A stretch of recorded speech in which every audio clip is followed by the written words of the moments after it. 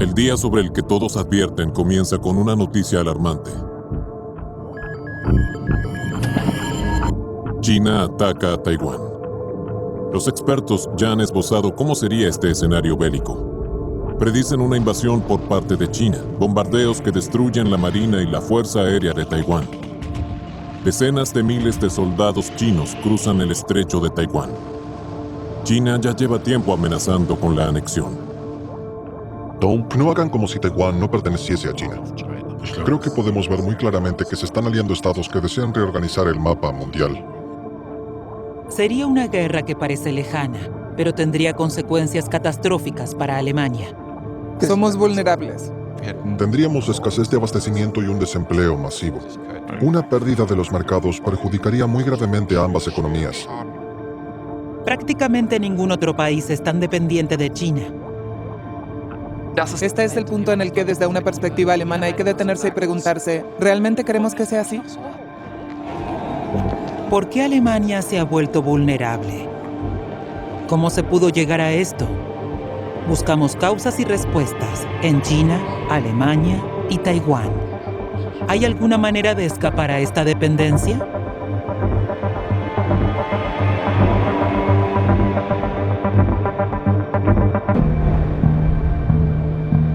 Hay muchas señales de que algo no anda bien, de que la dependencia de China se está volviendo peligrosa para Alemania. Una de estas señales es la historia de Anton, un niño de 6 años que vive en Berlín, y su médico Malik Böttcher, que lo conoce desde hace tiempo. Era alguien que nunca se enfermaba y cuando tenía un resfriado y fiebre, aún así iba a jugar a la plaza. A principios de mayo de 2023, Anton contrae una infección grave. Un equipo de televisión filma en el consultorio su visita al médico. Lo examinamos y observamos que tenía una bronquitis que estaba convirtiéndose en una neumonía. Entonces decidimos iniciar un tratamiento con antibióticos. Y estos antibióticos estaban disponibles, pero en cantidades y dosis muy escasas. No es mucho lo que decide sobre nuestras vidas. Puede tratarse de una pequeña pastilla. Si la tenemos, no pensamos en ella. Pero si nos falta, o como en el caso de Anton, no hay bastantes, puede ser dramático. La razón de la escasez: en este momento China no está suministrando suficiente cefalosporina, es decir, el antibiótico, y sin China no puede obtenerse. Es decir, que si los chinos, entre comillas, dejan de suministrarnos, no tendríamos cefalosporina. Y la cefalosporina es muy importante, especialmente para las infecciones graves. ¿Significa eso que morirían personas? Sí. No hay nadie que pueda decirte, no te preocupes, estos antibióticos pronto volverán a estar disponibles. La escasez se convertirá en algo normal. Böttcher intenta en este caso sortear la dependencia de China recetando a Anton una dosis más baja, pero eso no funciona. Poco después de esta afirmación, Anton tuvo que ser hospitalizado con una neumonía severa.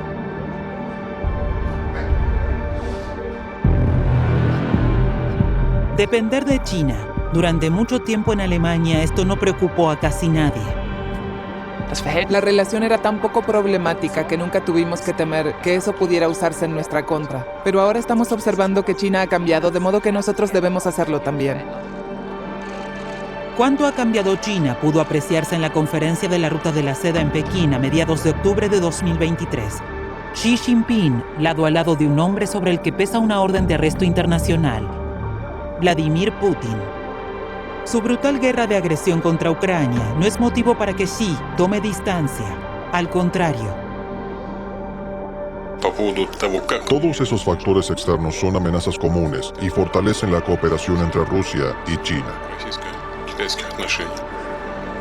Debimos permanecer afuera como casi todos los medios occidentales y seguir la ceremonia inaugural en la sala de prensa a través de 3 pantallas. Para Xi, la Ruta de la Seda es una herramienta para expandir el poder y la influencia de China. China promete regalos y exige lealtad. Xi amenaza sin rodeos a quien se la niegue. Quien considere el desarrollo de otros países como una amenaza y los vínculos económicos como un riesgo, no vive mejor ni promueve su propio desarrollo. Xi comparte con Putin la fantasía de una gran potencia que aspira a incorporar a otros países a su propio imperio. Lo que Ucrania es para Putin, es para Xi Taiwán. El objetivo de Xi es traer a Taiwán de vuelta a la madre patria, de ser preciso, por la fuerza.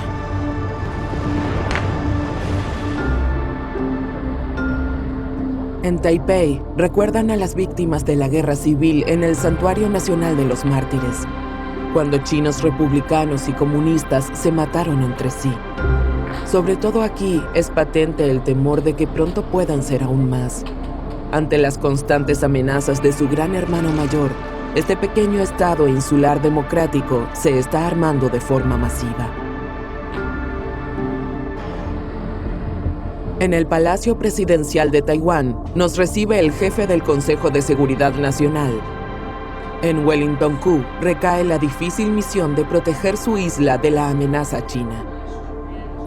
China pretende la unificación con el territorio taiwanés y no oculta que quiere lograrlo por todos los medios posibles. Pero el pueblo taiwanés sabe muy bien que la dictadura y la democracia son incompatibles.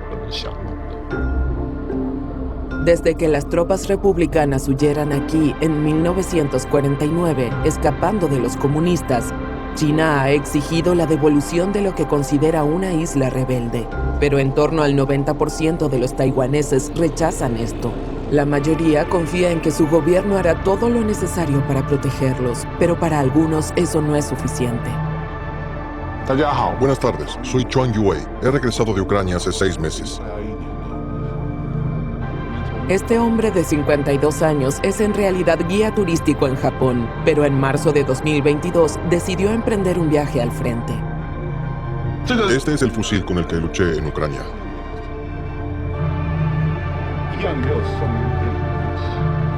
Chuang guarda en una asociación militar de Taipei el equipo que recibió en Ucrania como miembro de la Legión Internacional.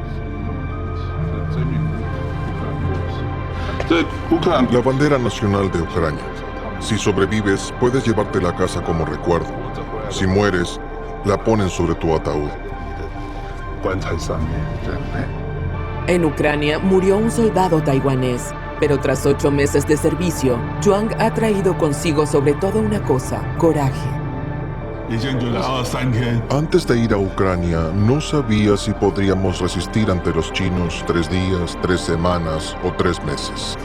Pero desde que combatí allí, creo que si Alemania, Francia, Gran Bretaña y Estados Unidos están dispuestos a apoyar a Taiwán con armas del mismo modo que apoyan a Ucrania, podríamos derrotar a China.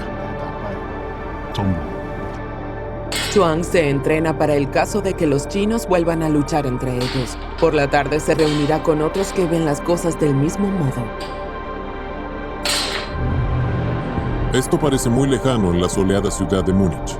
En el Salón del Automóvil otoño de 2023, la presencia de Volkswagen debería ser tan imponente como siempre. Pero algo es distinto, también aquí hay un aire de amenaza. Los autos eléctricos de Volkswagen no se venden bien en China, el mercado automovilístico más importante del mundo. La que fuera la marca reina en China está siendo destronada por marcas locales. Una de ellas, BYD, se ha instalado justo enfrente. Parece un duelo en el elegante boulevard muniqués. Para Volkswagen la apuesta es total. Ninguna otra empresa en Alemania depende tanto del negocio en China. El hecho de que los coches eléctricos chinos amenacen con superarla pone a Volkswagen en grave peligro. Para los fabricantes de automóviles chinos, por el contrario, es una fuente de satisfacción. Probablemente ofrecemos algo diferente a los proveedores alemanes. En China, la funcionalidad digital en los automóviles es muy importante.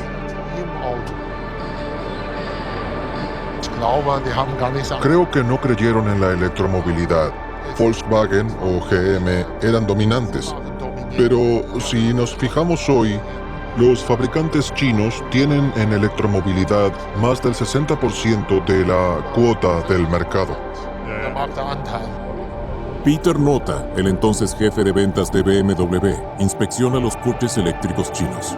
La arrogancia de los directivos de automotrices alemanas hacia los modelos chinos era antes legendaria. Ahora los jefes del sector acuden uno tras otro para estudiar a sus rivales y sus propios fracasos. Entre ellos también Wolfgang Porsche, el poderoso propietario de Volkswagen. y su director general, Oliver Blume. Seguimos siendo la empresa automotriz más importante de China. Ahora es crucial para nosotros tener éxito en la transición a la electromovilidad. Si los chinos dicen que los coches alemanes no les gustan y prefieren comprarse un BYD, entonces Volkswagen se quedaría con, qué sé yo, el 20 o 30% de sus beneficios en China. Eso sería una catástrofe para Wolfsburgo. En la gran sala de congresos de Múnich, la primera plana de la industria alemana recibe el respaldo del canciller. Scholz acude a Múnich en apoyo de Volkswagen y compañía. El ascenso de China compromete las ganancias de las marcas alemanas, y con ello, cientos de miles de puestos de trabajo en Alemania. La transición de la movilidad es una tarea importante, pero es un trabajo de equipo. Y hoy me presento ante ustedes como un miembro entusiasta de ese equipo. Y el equipo lucha contra un poderoso rival. Los autos eléctricos chinos son económicos porque al parecer Pekín los subsidia de forma desleal. Alemania podría defenderse con aranceles punitivos en toda Europa. La idea es decir, ustedes protegen sus mercados, ustedes otorgan subsidios, entonces nosotros protegemos nuestros mercados de sus productos y así jugamos todos con las mismas reglas. No dejaremos que nos saquen empujones del campo de juego. Pero, ¿se animará Alemania a hacerlo? ¿Se atreverá Europa a entrar en un conflicto abierto con China? De repente sucede algo más.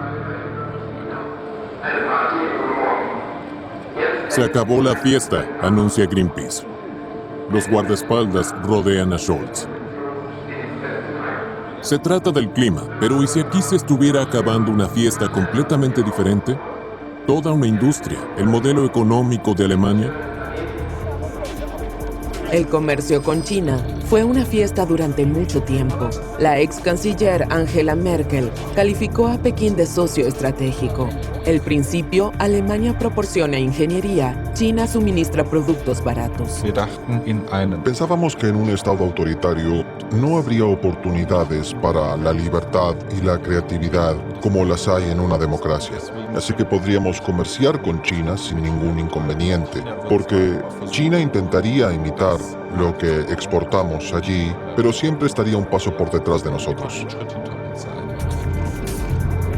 Un gran error. Para los empresarios alemanes, el comercio con China era un regalo muy rentable. Ahora se está convirtiendo en un peligro, ya que China los ha alcanzado e incluso superado en muchas facetas. Hemos llegado a un punto en el que podemos observar que el equilibrio está cambiando. Las importaciones de China aumentan, nuestras exportaciones a China disminuyen. La balanza económica se está inclinando hacia China. Y este es el punto en el que, desde una perspectiva alemana, hay que detenerse y preguntarse, ¿realmente queremos que sea así? El modelo de negocio alemán está acabado. ¿Y a qué cree que se debe eso? Bueno, se debe al hecho de que importamos productos primarios de China, gas barato de Rusia, hacemos con ellos negocios en todo el mundo y los estadounidenses pagan por nuestra seguridad. Y bien, eso definitivamente se acabó. La crisis del coronavirus y la guerra de Rusia contra Ucrania han demostrado cuán dependiente es Alemania de las cadenas de suministro globales. Pero su dependencia de China es aún mucho mayor. El ministro de Economía es responsable del comercio alemán. ¿Qué lecciones ha aprendido Robert Habeck? Teníamos una dependencia del gas del 55% y apenas logramos que la economía continúe funcionando. Con el 90% no lo hubiésemos logrado. Con el 90% nos hubiésemos quedado en el aire. 90%. Así de alta es la dependencia alemana de China, por ejemplo, para algunos medicamentos o tierras raras. Si se produce una confrontación con Taiwán, las relaciones entre Alemania y China cambiarían completamente de la noche a la mañana. Una guerra de agresión de este tipo daría lugar a sanciones contra China y se vería interrumpida la ruta comercial más importante del mundo. Por el estrecho de Taiwán pasa aproximadamente entre un tercio y la mitad del comercio mundial de mercancías. Nada de eso llegaría ya aquí. Tendríamos escasez de abastecimiento y un desempleo masivo. El gobierno federal decidió finalmente una estrategia para China. El objetivo es reducir el riesgo. Menos riesgo con China y menos ingenuidad. ¿Pero qué significa eso? ¿Y cómo podría funcionar? Taiwán ya pensó hace tiempo en cómo podría asegurarse. Su carta ganadora, los semiconductores. Si se interrumpiera el comercio exterior de Taiwán, sería una gran catástrofe. No solo para Taiwán, sino para el mundo entero, ya que Taiwán representa el 60% de la producción mundial de semiconductores. Taiwan Semiconductor Manufacturing Company es una de las empresas más importantes del mundo. Ha dedicado un museo a su historia de éxito con los semiconductores. Estos diminutos chips se encuentran en refrigeradores, automóviles y celulares de todo el mundo. En el Museo TSCM se recuerda a los 7 padres de la industria eléctrica, gerentes y miembros del gobierno que hace casi 50 años se reunieron en un kiosco de leche de soja y tomaron una decisión de enorme alcance. Christy Xu es economista, conoce muy bien TSMC.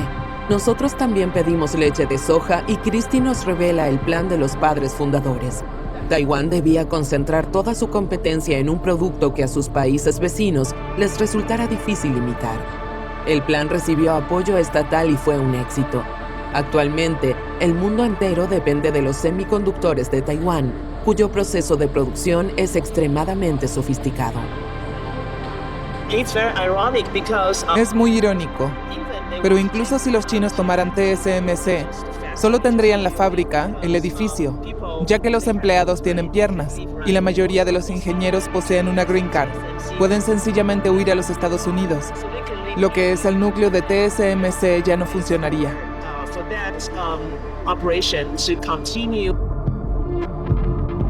Ni China ni el resto del mundo pueden permitirse un corte del suministro de semiconductores. De modo que China se lo pensará 2 veces antes de atacar a Taiwán. Y la comunidad internacional hará todo lo posible para evitar una guerra por la isla. Taiwán cuenta con un Silicon Shield, un escudo protector hecho de semiconductores.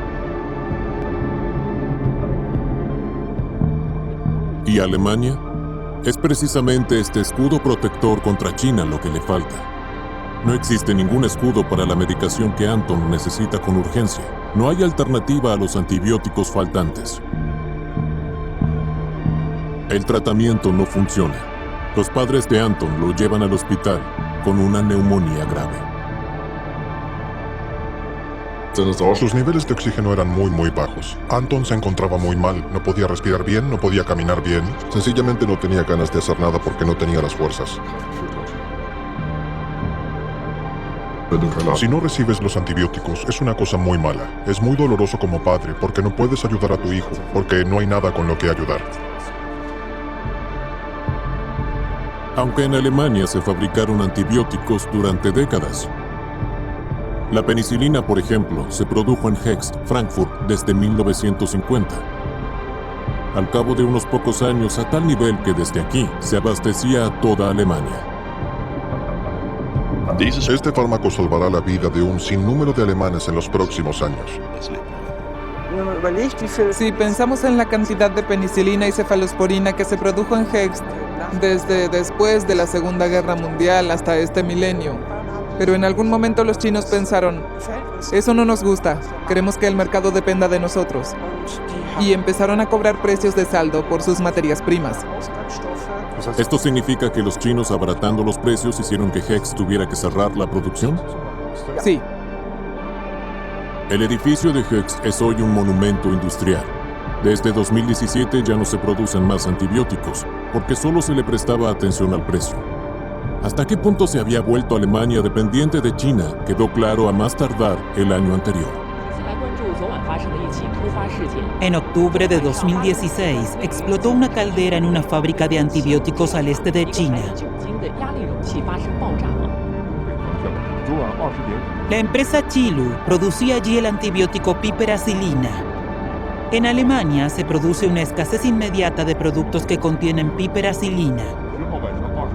A través de la competencia desleal, China consiguió que ciertos antibióticos solo se fabriquen allí.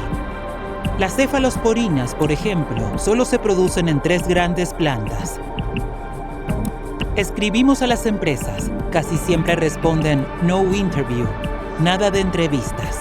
O se nos acusa de presunto espionaje, una formulación muy extendida para librarse de las molestas preguntas de los periodistas. Los extranjeros estarían infiltrándose en China. Todo el país lucha contra el espionaje.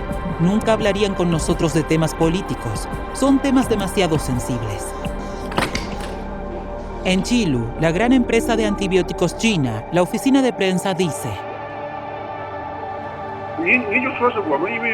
No tenemos ningún interés en colaborar con medios extranjeros. No realizamos ninguna comunicación externa con medios extranjeros. Adiós. Nos dirigimos a una de las plantas de cefalosporinas en la provincia de Shanxi. Las exportaciones de Qilu a Europa volvieron a aumentar significativamente el año pasado, un 130%.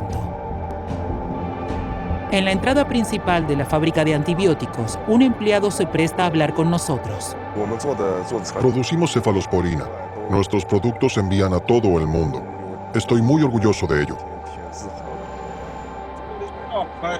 Nuestra presencia no ha pasado inadvertida. Discutimos en la entrada principal con seguridad. Prohibido grabar. China intenta hacer que otros dependan de ella y ella misma ser autónoma. La reducción del riesgo en chino tiene incluso un nombre propio: el sistema de los dos circuitos. Significa que para armarse para la guerra comercial, China busca aumentar el consumo en su propio país y reducir su dependencia de las exportaciones. Las empresas alemanas, por el contrario, corren riesgos aún mayores. Sus inversiones en China han aumentado significativamente. Todavía hay algunos en el mundo empresarial que intentan obtener beneficios óptimos con China, pero que no están minimizando los riesgos. Por miedo a quedarse atrás, Volkswagen invierte 2.400 millones de euros en un proyecto con Horizon Robotics. Los chinos están a la cabeza en coches autónomos. Y queremos darle al cliente lo mejor que haya, de modo que sencillamente tomamos las mejores opciones disponibles. Una costosa apuesta a futuro. Pensar que las ganancias en China funcionarán como lo hacía un escarabajo Volkswagen, que anda y anda y anda. Podría ser una conclusión errónea. Tenemos que reemplazar el mercado chino porque a largo plazo nuestras corporaciones, tal como las vemos ahora, ya no desempeñarán el papel que han desempeñado durante los últimos 10 o 20 años. Pero a estela de los grandes, también los pequeños siguen como hasta ahora. Los proveedores. Empresas como Neue Zahndarberg Leipzig, con poco más de 1.000 empleados. Hubertus Barsch fundó la empresa hace más de 20 años. Hace 8 años se sumó a una factoría en China. Los problemas de ventas de Volkswagen en China también le están afectando. Los mejores tiempos son cuando tu cabeza deja de trabajar por la noche. Pero créanme, rara vez he podido dormir en los últimos años. Este año tampoco. Su empresa produce piezas para cajas de cambios y motores tradicionales de combustión, pero ahora los autos eléctricos ganan importancia, especialmente en China. Y la pregunta es, ¿logrará Barsch hacer la transición? ¿Y qué sucederá con su mayor cliente, Volkswagen? ¿Seguirá la compañía comprándole a Barsch incluso si las cosas se ponen difíciles para el consorcio? Para quienes se encuentran en el medio de la cadena de suministro, el desafío es tremendo. Pasar del motor de combustión al coche eléctrico, y algunos se quedarán en el camino. Por el momento, Barsch tiene la sensación de haber salido airoso. Durante la pandemia solo veía a sus colegas chinos a través de la pantalla. En 2023 regresa por primera vez a Tianjin. Está nervioso. ¿Qué le espera allí? Ya en 2015 habíamos acompañado a Barsch. La fábrica china, que costó unos 50 millones de euros, estaba recién construida. Por entonces el pasaporte de Barsch asomaba del bolsillo de su camisa. Viajaba constantemente entre dos mundos. Era la época de la euforia china. La empresa es de unos pocos particulares. Aquí hemos puesto no solo el corazón, sino parte de nuestra existencia. ¿Así que lo de China también tiene que funcionar? Sí, y lo hará. Barsch produce aquí desde hace más de 8 años. El pasaporte ya no sobresale de su camisa. Parece como si hoy China estuviese más lejos que entonces, en parte por la crisis del coronavirus. Duró mucho tiempo y fue agotador. Y me sorprende mucho que, de momento, las cosas vayan tan bien aquí y que los empleados y todo el equipo prácticamente hayan mantenido este negocio en marcha a lo largo de los años. La pandemia pudo haber sido una advertencia sobre las dependencias, sobre lo que supone verse repentinamente aislado de las cadenas de suministro y de las inversiones millonarias propias. Mi opinión es que las empresas alemanas que operan en China deben saber que sus inversiones allí pueden ser tratadas de forma completamente diferente que en un estado de derecho como los de Europa. ¿Que pueden ser expropiadas? Bueno, esa no es solo una posibilidad teórica. Pero Barsh no quiere oír hablar sobre reducir o minimizar riesgos. También hay desindustrialización. Todo lo que empieza con D va para abajo. Estamos muy bien organizados en China, pero a final de cuentas debemos valorar que el riesgo en China para nuestra empresa siga siendo asumible. Y China intenta por su parte reducir su propio riesgo. Esto se observa en su competencia global con Estados Unidos. La estrategia de Pekín se basa en el dominio de ciertas materias primas particularmente valiosas. Provincia de Yunnan, al suroeste de China. Nos dirigimos a una mina propiedad de la empresa Yunnan Shihong, uno de los mayores productores de germanio a nivel mundial. Su video promocional es una retahíla de éxitos. El germanio y el galio son metales extremadamente importantes para la producción de semiconductores. Alemania es vulnerable porque se ha vuelto dependiente de los metales raros.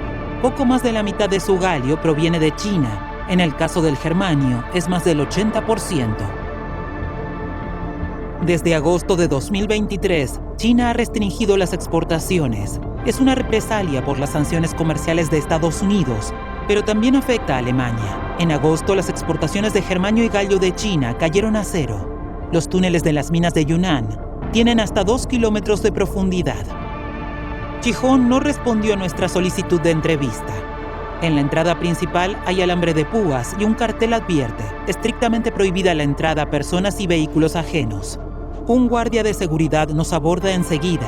Volvemos a pedir una entrevista. Debo preguntar a la central, ellos deciden si pueden ingresar. Ahora no pueden pasar. La situación es tensa. El guardia está visiblemente incómodo con nuestra repentina aparición. La empresa no quiere hablar con nosotros.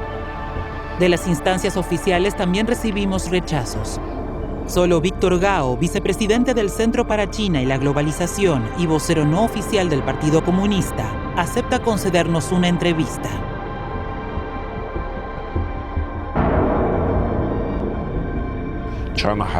China tiene el dominio absoluto en tierras raras y metales. China guarda todavía más de 20 ases bajo la manga. Con Alemania no tenemos ningún problema. Pero en caso de que la República Federal siga a los Estados Unidos en sus sanciones injustificadas contra China, entonces las exportaciones a Alemania se regularán del mismo modo que el gobierno chino ya lo hace con los dos metales galio y germanio.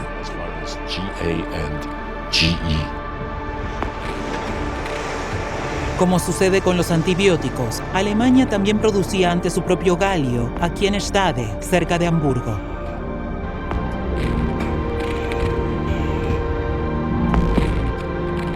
Pero solo hasta 2016. El galio de Stade no era competitivo. Entonces la pregunta política es, ¿nos merece la pena producir galio en Alemania con la mirada puesta en la seguridad del suministro y la competitividad? Para la industria de los semiconductores, esta pregunta parece haber sido respondida. 2, 1, ¡Hacia el futuro! En marzo de 2023, la presidenta de la Comisión Europea y el canciller alemán celebran el inicio de obras de la nueva fábrica de semiconductores de Infineon en Dresde. Se dice que los semiconductores serán el petróleo del siglo XXI, la materia prima, por así decirlo, de lo que dependerá casi todo lo demás. Para el 2030, junto con la industria, queremos duplicar la aportación de Europa a la producción mundial de chips al 20%. Y como el mercado de chips se desarrolla tan deprisa, eso significa que debemos cuadruplicar nuestras capacidades actuales. A tal fin, la Unión Europea moviliza 43.000 millones de euros en subvenciones. Bajo estas condiciones, Dresde resulta atractiva también para TSMC, pero sería absurdo pensar que la empresa más importante de Taiwán puede hacer lo que quiera con semejantes inversiones. Antes, TSMC invertía mucho en China, pero eso se acabó, pues la industria de los semiconductores forma parte de la estrategia de seguridad nacional. Estamos muy preocupados por la seguridad económica del diseño de semiconductores. Respetamos el posicionamiento global de la empresa, pero debe garantizarse que Taiwán mantenga el liderazgo en esta industria, lo que significa que los procesos de producción más modernos y la investigación deben permanecer en Taiwán. ¿Es una coincidencia que las inversiones más recientes de TSMC hayan sido en países estrechamente aliados? No es casualidad. Es decir, aunque estamos de acuerdo con el desarrollo de una red global para proteger la cadena de suministro, TSMC solo va a países con valores compartidos. Política industrial allí y aquí. En este verde prado de Dresde, TSMC fabricará chips a partir de 2027. No los más modernos, cuya producción se queda en Taiwán, sino generaciones anteriores como las que necesita la industria automovilística europea. Los taiwaneses quieren invertir 10.000 millones de euros, de los cuales la mitad serían subvencionados. ¿Hace bien Alemania en ofrecer este dinero? En mi opinión, algunos se engañan a sí mismos. El impacto en la industria global no cambiará fundamentalmente en los próximos 10 años como resultado de las medidas que estamos viendo hoy en Europa. Pues el chip puede fabricarse en Dresde, pero Alemania todavía depende de Asia para los metales raros, la soldadura y el empaquetado. Una crítica que el ministro de Economía se resiste a aceptar. En primer lugar, por algún lado hay que empezar. En el futuro, los semiconductores estarán en todas partes. Haríamos bien en producir nosotros mismos una parte de los que usamos. Y a veces yo tampoco lo entiendo. Existe una gran preocupación por el atractivo de Alemania como sede industrial.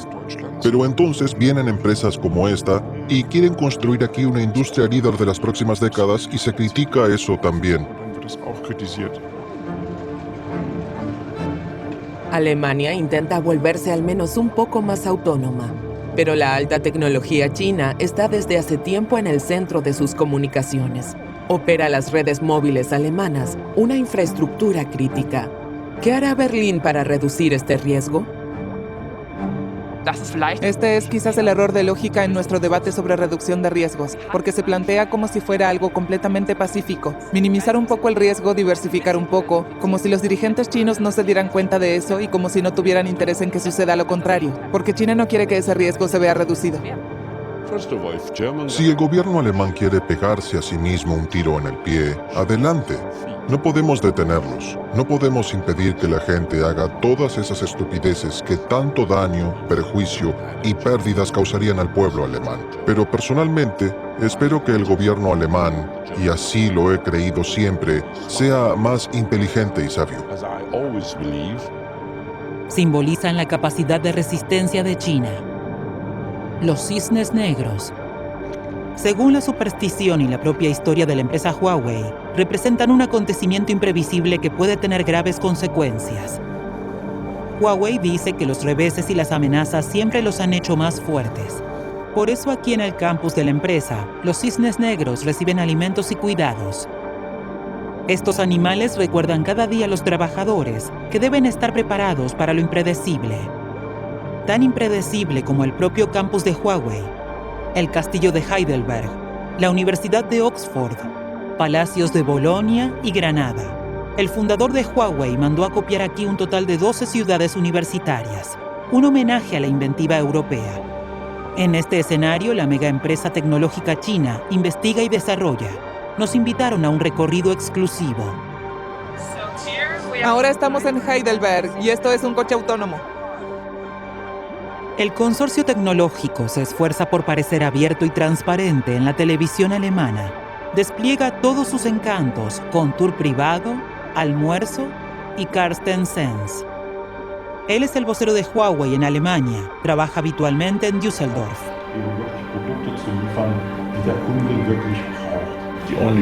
La única razón por la que existe Huawei es para servir a nuestros clientes. Sé que suena como un eslogan de marketing, pero no lo es. La ofensiva de autopromoción de Huawei va dirigida al gobierno alemán. Y es que de nuevo hay un cisne negro en la habitación. Berlín ve en la tecnología 5G de Huawei un riesgo para la seguridad y teme que China pueda instalar malware y espiar a Alemania de forma remota. Tal vez incluso hasta desconectar redes e infraestructura importantes. Huawei lo niega. Como proveedor, no tenemos acceso, ni acceso remoto, a los datos de las redes móviles, ni al control de las redes móviles. Estas redes están bajo el control de los operadores de red. Estos escenarios de espionaje y sabotaje pertenecen más bien al ámbito de la ciencia ficción. Sin embargo, se teme que la ciencia ficción pueda volverse realidad. La Ley de Seguridad Nacional de China obliga a las empresas a proporcionar información al partido y al Estado. Es por esto que los componentes de Huawei son tabú en Estados Unidos. Una prohibición de la tecnología 5G china para los operadores de redes alemanes sería una señal de aviso para toda Europa. No queremos perder a ningún país como cliente, mucho menos al mercado más grande de Europa, el mercado alemán, puesto que si uno puede sobrevivir e imponerse en el mercado alemán, entonces podrá hacerlo también en muchos otros mercados. Los proveedores de telefonía alemanes protestan contra posibles restricciones y amenazan a Berlín con demandas por daños y perjuicios a pesar de las cuestiones de seguridad. Como las automotrices quieren seguir como hasta ahora en lo que respecta a China. La presión sobre el gobierno es enorme. Siempre he tenido muy claro que minimizar el riesgo también significa no incorporar ninguna tecnología de China a nuestra infraestructura que nos haga vulnerables. Y creo que debemos tener la suficiente confianza en nosotros mismos para decir que no nos dejaremos presionar por nadie. Pero lo cierto es que Alemania busca una solución de compromiso. La nueva tecnología de Huawei solo se prohibiría en principio para la red central, no en el amplio resto. Una reducción de riesgos muy limitada. En la estrategia alemana hacia China, el gigante asiático se sigue viendo como socio, competidor y rival sistémico. En Taiwán celebran cualquier indicio de distanciamiento hacia China, pues eso aviva la esperanza de que Alemania se mantenga firme del lado del Taiwán democrático en caso de conflicto.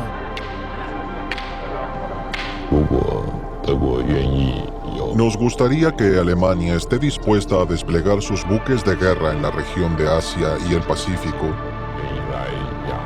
y realizar ejercicios militares en la región del Indo-Pacífico, como lo ha venido haciendo recientemente.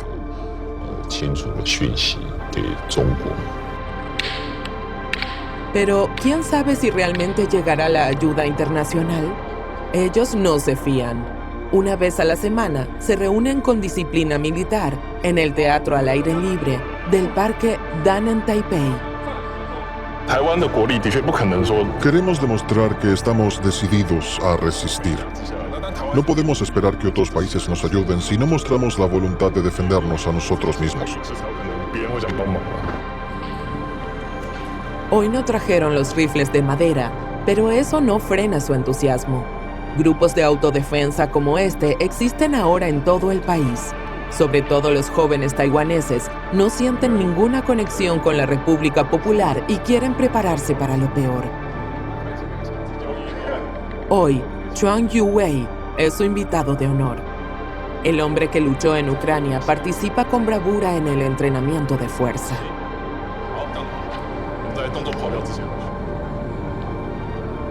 Al final de una larga noche de ejercicios, los sentimientos del héroe están a flor de piel.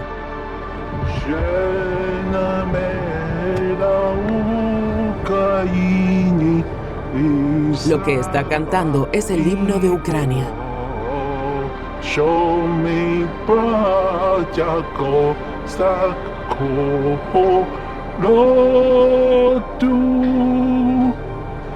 Slava Ukraini, Slava Taiwan.